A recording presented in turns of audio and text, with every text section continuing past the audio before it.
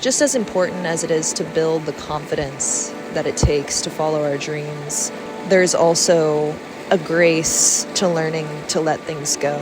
Because ultimately, yes, we decide our destiny, our life, we create our journey, but a lot of it is also not up to us. We can do as much as we can here, but at the end of the day, nature will run its course and things will happen as they must. But sometimes we can't force those answers. There are times where they must come to us, and that waiting period, that patience, learning to let go, I think it's necessary. I know it's necessary.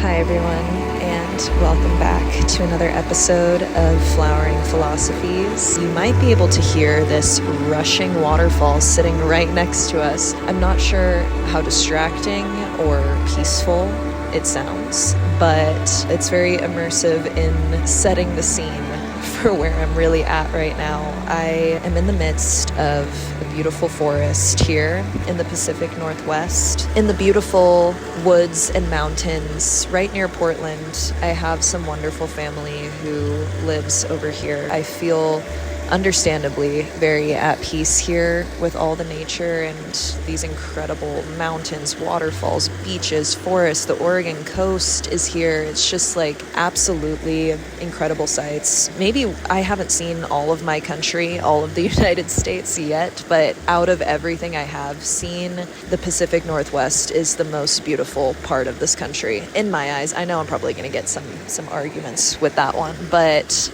in my opinion, it's what I've witnessed and decided so far.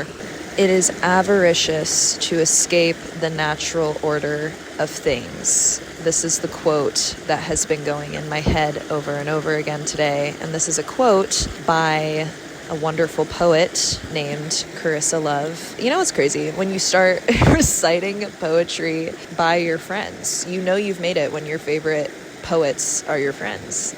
Yeah, Carissa has a poem titled I Will Not Go to Mars With You, and it's one of my favorite poems of all time. And she has a line in there where she says, it's avaricious to escape the natural order of things. For some reason on my hike this morning, it kept coming into my mind over and over again. It's because I'm reflecting on letting things go. Learning to let things go is not easy. You know, they say wanting to reach your goals or your desires, the best thing that you can do, and what I've learned, is to, of course, know what it is that you want. Imagine it, picture it, feel it, know that you can have that. But one of the most important steps in getting what it is that we desire is learning to also let it go. You have to be able to detach. The more that we try to grab onto things and hold on to them for our own security or safety or validation, that's when we suffocate the things that we're saying we want. And naturally, energetically, I just don't think that really works very well. There's quite a few hikers taking a look at our Flowering Philosophies setup with our tripod here in the waterfall. The nature of life, I've learned, is not balanced when we are holding so tightly and suffocating the things that we're saying we want. I find that those things come to us and into our experience, and we attract them. Those resources, those opportunities, those moments, that right place at the right time, it's much easier to find that and for it to come to us when we're not so desperately clinging and holding on. That's something that I think we must make a distinction between, is drive and ambition and having a goal and being set on it versus being attached to that outcome and that it has to happen this exact specific way and not being able to sort of let go in the process. Because ultimately, yes, we decide our destiny, our life. We create our journey, but a lot of it is also not up to us. We can do as much as we can here, but at the end of the day, nature will run its course and things will happen as they must. I'm watching a big yellow leaf fall from this big green tree. And that is one of the first little inklings of autumn, I believe. I mean, we're in September now, just watching these little leaves fall. It's the same thing. Like, imagine if they held so tightly to some sort of fate of staying green all year. They can't do such a thing. They can't do that. They must fall and die. And that is the natural cycle of things. It's amazing to know what we want, what we desire, to go after that. I'll never tell you to give up on a dream, but letting things go in order to achieve that dream, in order to move towards what we want more freely, we must let go of some of that weight and that baggage, clinging on to something for some idea of certainty. I think accepting that we will never have full certainty and that we are just a part in this natural cycle, in this life, and we have a say, but only to a certain extent, which is a little frustrating sometimes because I love to have a sense of control. It makes me feel safe, I think. And I was actually just staying with my friend in San Diego this past weekend, and she sort of was pointing out that I always like to get to the bottom of things and that I always like to have an understanding of some sort. And I've made a career out of trying to understand my life, my feelings, my own personal philosophies, and the poetry I write is all a product of me attempting to understand myself, it's the world around me. But sometimes we can't force those answers. There are times where they must come to us, and that waiting period, that patience, learning to let go, I think it's necessary. I know it's necessary. But there are things in my life that I have clung on to because they guarantee familiarity, and familiarity is what gave me a sense of safety. I've actually just released a poetry collection. You guys have asked where you can read or listen to or view my writing, and you can listen to it. It's an immersive spoken word poetry collection that you can listen to on Spotify, Apple Music. You can order it as a CD and read along. There's a booklet inside with all of the text and all of the visual world of photography. So I'm beyond excited about this project being out into the world for you to consume. It's called A Pearlescent Promise. A Pearlescent Promise is all about stepping into the unknown and just how scary it can be to let go of that sense of familiarity, whether that's moving to a new city or making a decision to follow your dreams, and the periods of isolation that might follow, or the periods of excitement or new discovery, or the breaking of generational patterns and trauma to start anew and to step into something we never have before. Learning to let things go is not easy, and I think this is why Carissa's quote keeps popping into my head. It is avaricious to escape the natural order of things. We must accept the natural order of things. Looking at nature as a symbol and representation of that, it's my biggest healing force and comfort to watch the natural cycles around us do what they must do, because it shows me that I can do the same. I know I can do it. I know you can do it as well. And the trees around us are doing it right now as we step into autumn and move away from summer. Just as important as it is to build the confidence that it takes to follow our dreams, there's also a grace to learning to let things go. It helps keep us a little bit lighter on our way if we can let go of some of the weight. And I tend to put a lot of pressure on my dreams. I say to myself, okay, it's going to happen this way, and I have this exact plan. And you know that saying of, when you make plans, God laughs. Like I said, there's only so much that's up to us, but that clinging to something for that false sense of certainty, nothing is ever certain, but having some sort of plan, feeling reassured in that, it can feel comfortable. And yeah, of course I have dreams and a plan, but not really. Like, I don't really know what I'm doing at the end of the day. And that's why it's scary to let go of certain things that I've always known. I wrote in my journal here, learn to let it go. We can get so caught up on the past or even an idea of the future. It's easier to romanticize something than actually bring it to fruition, because that means change, and that means loss of what once was. I have gotten so caught up in romanticizing the future that I'm not present, and it's a lot easier to romanticize the future than doing what it takes to get to the place that you're daydreaming about. I wrote a poem about that exact thing, actually, on my poetry collection called Ruby in the Night. It's about how it's a lot easier to romanticize a dream than taking the kind of humbling, scary steps to bring that dream to fruition. When you watch somebody else living your dreams, it's a lot easier to just kind of compare ourselves to that instead of believing that we can do that ourselves. It's a lot easier to project our wishes onto somebody else or somewhere else instead of finding them within us and building the reality that we actually want. It's easier to say, oh, well, it can only happen if I'm in this place or if I was like this. Like, it's so much easier to just prolong our dreams, to long for something instead of live it. Sometimes we don't want to. Sometimes we don't want to let things go. Sometimes we want to just wish for it to happen or romanticize an idea, but it's all about being present, learning to let things go that must go and let things in that must come in. You know, we can't let new things into our experience if we're not also making room and letting other things go. I'm reflecting on my summer as a whole as it comes to an end. I kept having this thought of August was like ripening. I don't remember what I wrote about it, but I said something about how like August, what did I say? I wrote, as August ripens in the middle, I watched the once thick forest thirst itself into a brown crisp.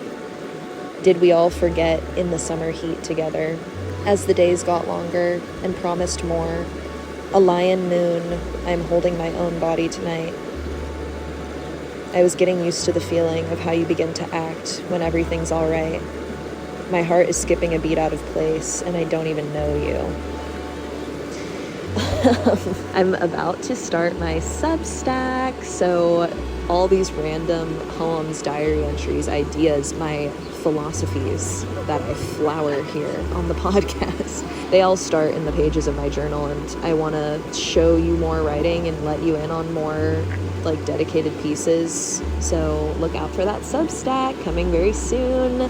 I'll announce it to you when it's here, but just know that it's in the works right now. As August ripened in the middle, I watched the once thick forest thirst itself into a brown crisp. The natural order of things. I moved into my new apartment this summer when things were so green and beautiful and deer were being born in my backyard, literally, and watching it all kind of thirst down into a brown crisp. It's time to learn to let go, and I can't help but think about the beginning of my summer. I am so grateful for my beautiful best friends. I've had wonderful moments with them throughout the past few years. You can catch all those vlogs on my YouTube channel. We captured many beautiful moments together, but we were celebrating my friend Juna's birthday back in June, beginning of summer, glorious times. Yeah, we went to the spring sort of outside of our city and just explored together, and it just felt like little girls again, you know? Like, there's a poem on my poetry album, my spoken word collection. It's the 7th poem, and it's called Water Fairies. The reason I love poetry so much, man, is because it is born as one thing, and its life grows into so many things that you didn't know it could be yet. Like, I wrote Water Fairies years ago, or I came up with the concept years ago, and I finished it last year, and now it's definitely like a fan favorite on the collection, and I just wasn't expecting that, and to see it take so many new forms and meanings and shapes is surreal. It's so cool, and I never want to rob anyone of the meaning that they create with the art they consume. So don't let this insight take away from any meaning that you've created to the poem itself, but Water Fairies was written originally about that magic that I've stumbled upon between me and my friends from when we were so little to the friends that I'm making now in my life. That magic you feel when you're with somebody that you just love and trust, and you can tell your secrets to, and you can explore this earth together and have fun. I don't know what I would do without my water fairies. That's almost what I've, started to call my friends, because that's what it's about. I have a wonderful friend named Gigi. Juliana, we've been best friends since we were 3 years old, and she's the one who initially inspired this poem, because we grew up playing pretend when we were little girls, and a few years ago we were swimming in the ocean and there were sea grapes all around us, and I had never seen sea grapes before, and there was a rainbow over us, and it was just a surreal moment, and we were just pretending that we were water fairies. It was just that. It was just that simple magic that never dies, no matter how old you are. It's just that relationship that can sort of garner that magic again and keep it alive. And I've found that so much so with my friends in this time of life, when we're learning to let things go, when we're accepting new things, new chapters, new ways of life. You need your water fairies, man.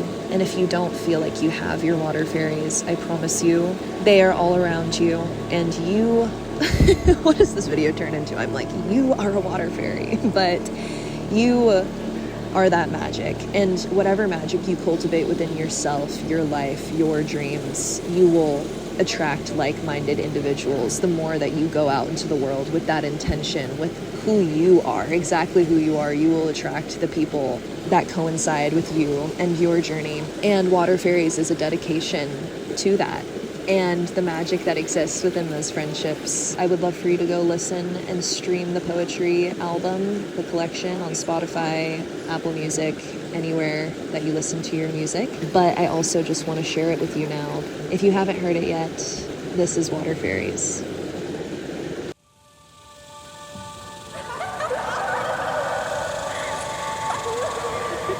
There's some places I've been meaning to go.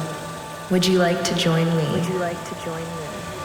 Cicada symphony, reconcile and rock me to sleep. As I curl into the lush bed of summer, blades of green underneath, I believe in the ones beside me, smiling and shooting stars, or the fireflies in live oak trees, aiding me patiently as we fantasize in the forest on the dense nature of our dreams, through the grandest of chapters and everything in between. Playing with the planets as we recite our problems, little star signs, big green eyes, casting consciousness from imagination. Swimming among the sea grapes and pretending we're water fairies. Our tears spilled like liquid chrome on our beds, sifting through to find gold in each other's heads as our wishes begin to bud, flower, then shed from the trees, feeling the rush from the man on the screen, feeding the fire unapologetically, and exiling our expectations like ash into the sky.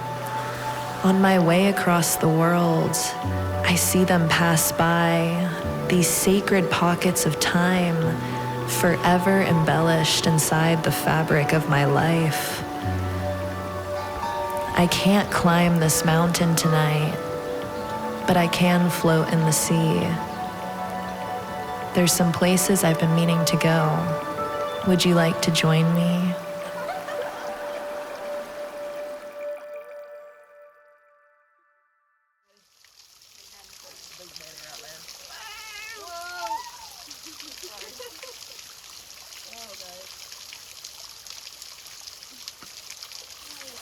It does. I feel like I'm in like an Arizona tea ad.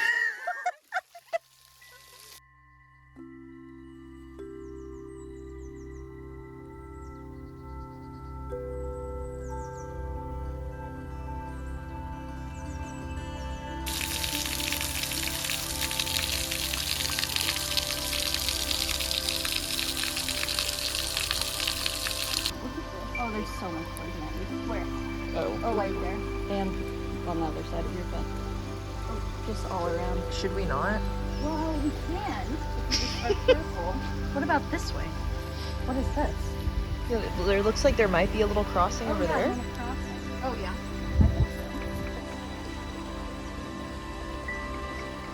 so. There's something waiting for you to come see it. Yeah, And it's like, yeah. well, you think you own it? Or Yeah. like, Yeah. Yeah, everything that You you think see, you own. yeah.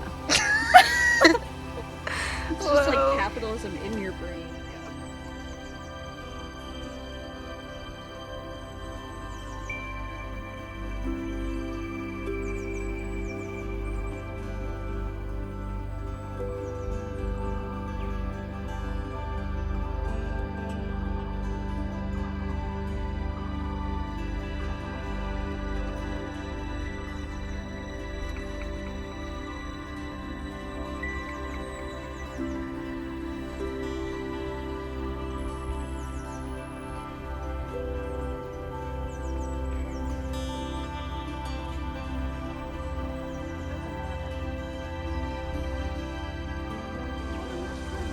Look at that.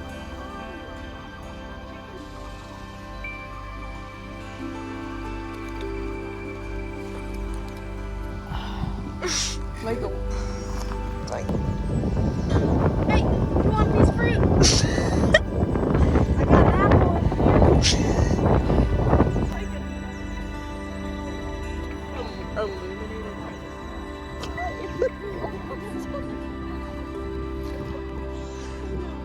Yeah, I got some makeup for you. Hey. What time is it? We gotta keep track of the time. Cows slept all day. They sleep with each other in the shade during the day when it's too hot. And now they're all woke up from their nap, hungry to eat.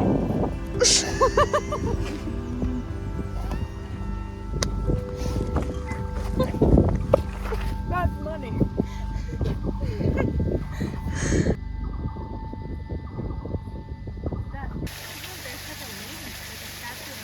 Oh, whoa, she scared me. Wait, where? Right here.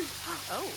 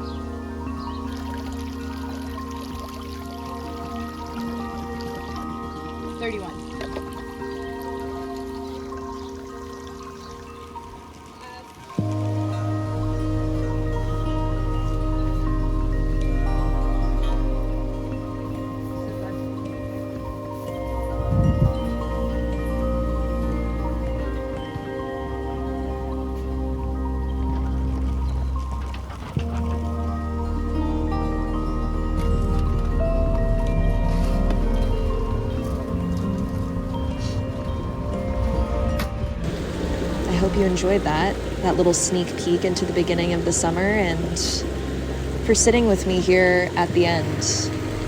I haven't done things perfectly, and I've learned a lot of lessons this summer. We must learn how to accept the natural order of things, how to let things go, how to let things in. If we're saying that we want something, let's not get in our own way of it. There are some grand things that I'm asking for, and I know that it means I gotta let go. We can't always have our cake and eat it too. There is a push and a pull. If you're reflecting on some of these same things, what you want and what you might need to let go of to get there, and the magic that exists in between, I'm right here with you.